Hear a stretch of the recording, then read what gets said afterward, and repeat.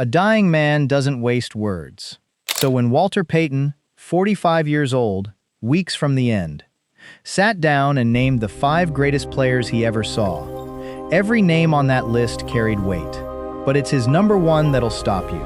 Because the man at the top of Payton's list never once acknowledged the day Payton broke his record. Never called, never made a statement. Just silence. And that silence told Payton more about greatness than a lifetime of praise ever could. If you're a real football fan who respects the legends, hit that subscribe button right now and drop a like. It helps more than you think. Now let's get into this. Walter Payton played 13 seasons in Chicago, 16,726 rushing yards, 9 Pro Bowls, 1 MVP. He missed 1 game in his entire career. 1. He played behind quarterbacks most fans couldn't name if you gave them a week. Gary Huff, Bob Avellini, Mike Phipps. He carried a franchise on his back through years when the Bears had no business winning, and he still showed up every single Sunday like a man who owed the game something.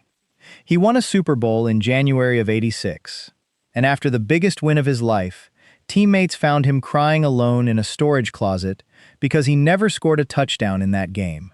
That's who Walter Payton was. He didn't see football from the press box or the highlight reel. He saw it from the bottom of a pile, from the wrong end of a stiff arm, from a film room at midnight when everyone else had gone home. He earned the right to judge greatness. Every locker room in every era had fast men and strong men and gifted men. Talent wasn't rare, but the 5 names Payton left behind weren't just talented. They changed something. The game bent around them. Coaches scrapped entire playbooks because of them. The men who lined up against them on Sunday went home different on Monday. That's what separated these 5 from the thousands who played this game. And Payton's number 1, the man at the top, never said a single word about the day Payton broke his record. These aren't the 5 best stat sheets in football history. These are the 5 men who left the deepest mark on the game, and on him. Let's start with number 5. Before Walter Payton ever put on a Bears jersey, he heard about Dick Butkus. Not the stats, the sound. Old teammates who'd been in that locker room during the late '60s talked about the sound Butkus made when he hit somebody at Wrigley Field. It wasn't a football sound. It was a car wreck. It was something that made the whole stadium flinch. And the men who told those stories, they weren't opponents. They were his own teammates. That's who Butkus was. You didn't have to play against him to fear him. You just had to be in the building. When Payton walked into the Bears facility as a rookie in 1975, Butkus had only been gone 2 years. He'd retired in '73 with 2 destroyed knees so bad he could barely walk off the field his last season. But everything about that building still felt like it belonged to him. His presence hadn't left. The standard he'd set was still hanging in the air, and every young player who walked through those doors felt it. 8 consecutive Pro Bowls, 5 first-team All-Pro selections, 2-time Defensive Player of the Year, 22 interceptions and 27 fumble recoveries, a league record when he retired. In 2009, the NFL Network named him the most feared tackler of all time. Sports Illustrated put him on their cover in 1970 with 3 words: the most feared man in the game. But here's the thing that connected Butkus to Payton. It wasn't talent. It was philosophy. Butkus didn't tackle you to stop the play. He tackled you to take the ball. He didn't want a whistle. He wanted possession. He wanted to own the moment, own the man, own the down. That's the same way Payton ran. He didn't go out of bounds. He didn't slide. He punished the man trying to punish him. 2 different sides of the ball. Same exact code. During Payton's playing years, Butkus worked as a Bears radio analyst. He was around the team. He'd show up in the locker room, walk through the halls, talk to the linebackers. But he wasn't the type to throw around praise. You could play the game of your life, and Butkus would just nod. One small nod. No words. And from a man like that, a nod was the highest honor you'd ever get. Payton understood that. Butkus didn't teach him how to run. He taught him what it meant to be a Chicago Bear. Not the logo, the standard. But there was another Bear who left a different kind of mark on Payton. One that went deeper than respect. This one left a scar. Most people assume Walter Payton and Gale Sayers were brothers in Chicago history. Two legends of the same franchise. One passed the torch, the other carried it. It's a beautiful story. It's also not true. Sayers never passed Payton anything. No phone call when Payton was drafted 4th overall in 1975. No advice, no welcome, no guidance. Their careers didn't overlap. Sayers retired after the '71 season. Payton arrived 4 years later. But Payton spent years hoping the man whose shadow he'd inherited would acknowledge him. He never did. And that's what makes this pick so powerful. Because Payton didn't put Sayers on this list out of loyalty or friendship. He put him here because he couldn't lie about what he saw on film. The first time Payton sat in a dark room and watched Gale Sayers on game film, not highlights, the actual game footage, he saw something that didn't make sense. Sayers didn't run like other backs. He moved like the field was built differently for him. Defenders didn't miss tackles. They committed to angles that simply stopped existing by the time they arrived. His cuts happened in spaces that shouldn't have been there a half-second earlier. All-Pro in all 5 of his healthy seasons, from 1965 to 1969. 6 touchdowns in a single game as a rookie against the 49ers on December 12, 1965. A record that's been tied but never broken in the way he did it. A career 5.0 yards per carry average. Inducted into the Pro Football Hall of Fame in 1977 at age 34. The youngest inductee in history at the time. First ballot. The voters didn't even hesitate. 5 great seasons. That's all the game gave him before his knees were destroyed. 5 seasons. And they were enough to put him alongside men who played twice as long, because what Sayers did on the field couldn't be measured by longevity. It could only be measured by what your eyes told you. And here's where it stings. Sayers once publicly called Payton foolish for turning down a Bears contract offer. He told people that Eric Dickerson, not Payton, was the best running back in football. Some who knew both men said it was jealousy. Others said they were just wired differently. Either way, the approval Payton wanted never came. Not once. And yet here he is, putting Sayers' name on this list. Not because of their relationship, in spite of it. That's what separated Payton from most men. You could withhold your respect from him, and he'd still give you yours, if you earned it. And Sayers earned it with every step he ever took on a football field. There's something else Payton saw. Years later, Sayers after the knee surgeries. The way the most fluid athlete alive now, walked carefully, deliberately, like a man protecting something fragile that used to be unbreakable. Payton noticed that. He understood what this game takes from the men who give it everything. Sayers reminded Payton of someone else on this list. A man who carried himself like the game owed him nothing, even though it owed him everything. That name's coming. Now, Payton's next pick is going to surprise some of you. Because it's not a running back. It's not a defender. It's a man who played a position Payton never had the luxury of relying on. And that's exactly why he made this list. Now, Payton's next pick is going to surprise some of you. Now, I already know what some of you are thinking. Barry Sanders, Jerry Rice, maybe Dion, and Payton thought about every single one of them. But this list wasn't about stat sheets or rings. It was about the men who changed what Walter Payton believed was possible on a football field. And the next name on this list changed what he believed a quarterback could be. It wasn't the arm. It wasn't the footwork. It wasn't the system. What separated Joe Montana from every quarterback Walter Payton ever watched was something you couldn't teach and couldn't coach. Composure. Montana in the 4th quarter was a different animal than Montana in the 1st. Most men get worse when the pressure builds. Their throws drift, their eyes speed up, their feet get loud. Montana went the other direction. The bigger the moment, the quieter he got. Everything unnecessary just fell away. No panic, no wasted motion, just surgical precision when every single person in the stadium was holding their breath.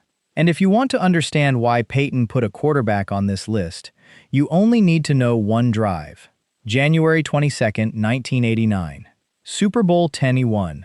The 49ers are trailing the Bengals 16-13. 3 minutes and 10 seconds on the clock. Ball on their own 8-yard line.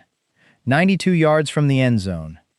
Montana walks into the huddle, and instead of calling the play, he points up at the stands and says, "Hey, isn't that John Candy?" His teammates looked. They laughed. And just like that, the tension broke.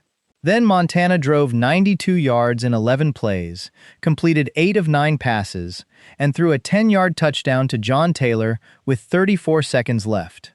Game over, 49ers win their 3rd Super Bowl. That wasn't a play call. That was a man deciding the moment belonged to him, and then proving it. 4 Super Bowl championships, 3 Super Bowl MVPs, 2-time NFL MVP. And across all 4 Super Bowls, Montana threw 122 passes without a single interception. Not one. No quarterback in history owned the biggest stage the way he did. He didn't just win those games. He authored them. He wrote the last chapter every single time. And here's the part that hit Payton the hardest. Montana had Bill Walsh. He had Jerry Rice. He had an offense built to maximize genius. Payton played behind Gary Huff, Bob Avellini, Mike Phipps, Vince Evans. Quarterbacks most fans couldn't name if their life depended on it. He didn't have a single Pro Bowl offensive teammate until he was 31 years old. Every defense he faced had one assignment: stop number 34 and pray. What would Payton's career have looked like with Montana behind center? What would those Bears have been? There's no answer to that question. And after all these years, it still stings. Montana proved that one man could lift an entire franchise into forever. But the man at the top of Payton's list proved something even bigger. That one man could change the entire sport. And the next name on this list, he's not a quarterback. He's the reason quarterbacks started losing sleep. You think you know Lawrence Taylor. You've seen the highlights. You've heard the sack numbers. But unless you stood on the same field as him, you don't know what he really was. Payton did. He lined up against LT's Giants, and what he saw wasn't just a great linebacker. It was a man who broke football's blueprint and forced the entire league to rebuild it from scratch.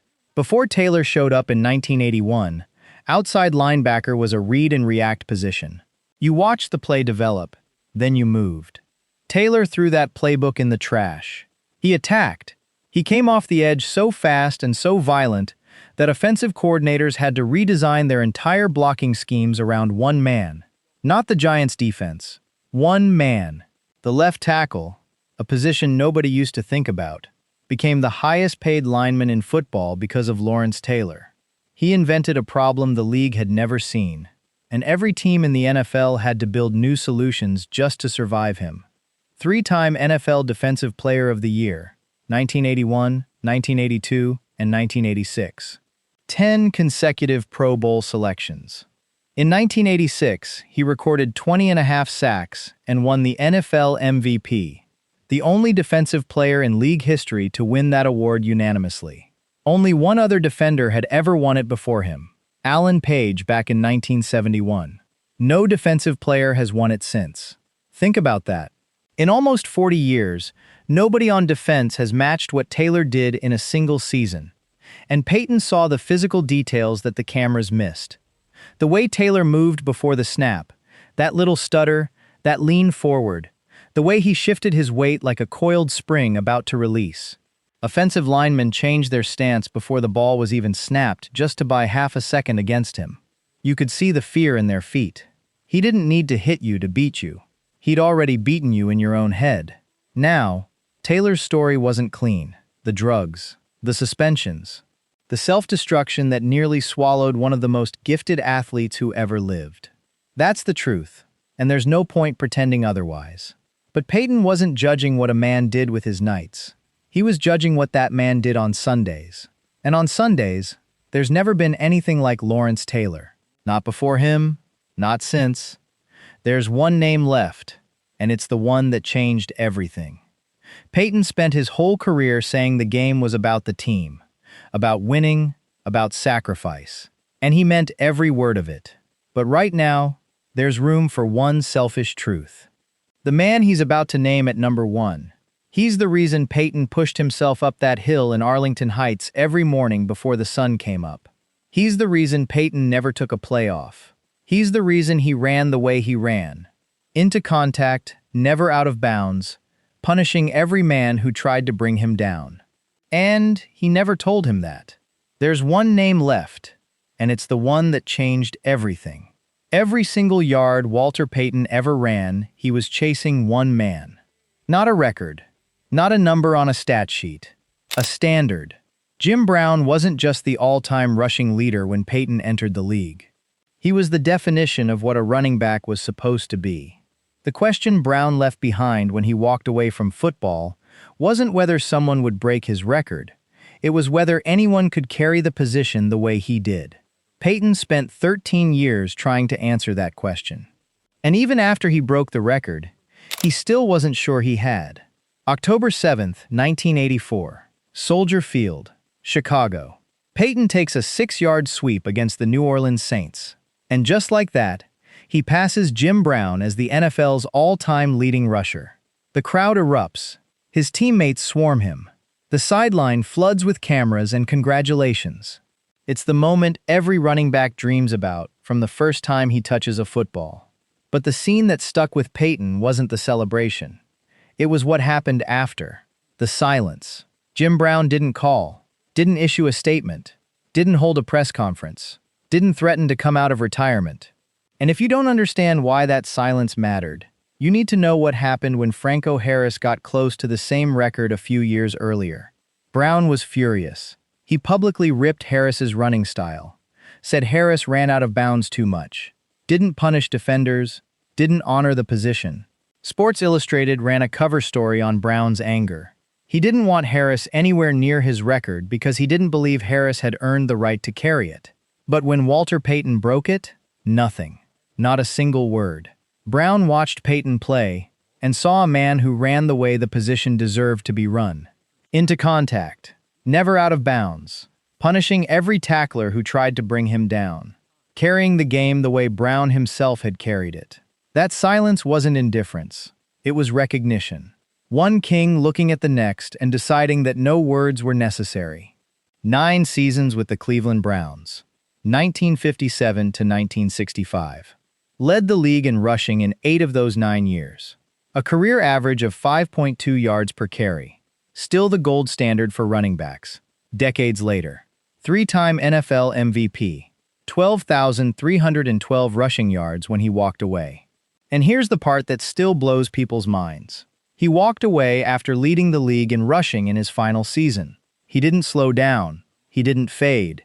He didn't hang on for one season too many. He just stopped. At the peak of his powers, Jim Brown decided he was done. And that decision, that refusal to let the game take more than he wanted to give, was its own kind of greatness. Payton understood that better than anyone. Because in his final months in 1999, with the disease taking everything the game hadn't already taken, Payton still thought about Jim Brown. Not the record, not the yards, the way Brown walked off the field for the last time in 1965. Upright, unbroken, on his own terms. Payton wanted that too. He didn't get it. The game lets you choose when to play. It doesn't let you choose when to leave. But he understood, at the very end, why Jim Brown was the greatest player he ever saw. It wasn't the yards. It wasn't the records. It was the standard. The refusal to be anything less than what the position demanded, every single snap, for as long as he chose to play. Greatness isn't about being remembered. It's about what you demanded from yourself when no one was counting.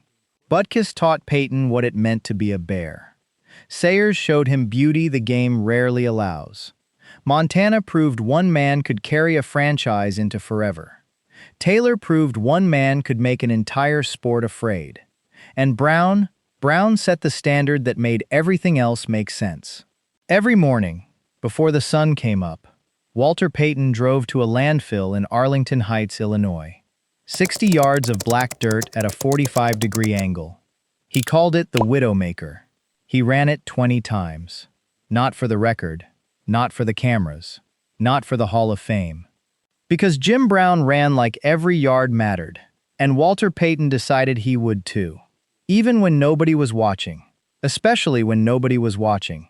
His son Jarrett was 12 years old when he stood at the Pro Football Hall of Fame podium in 1993 and called his father his best friend. 6 years later, Payton was gone. He was 45. He never got the quiet retirement. Never got the old man's chair on the porch. Never got to watch his grandchildren grow up. But the 5 names he left behind, those tell you exactly who he was. Not what he accomplished, who he was. A man who recognized greatness in others because he demanded it from himself. And that's the only legacy that doesn't expire. If this story hit you the way it was meant to, subscribe to this channel right now. We tell the stories the game deserves to have told. Hit that like button, and we'll see you in the next one.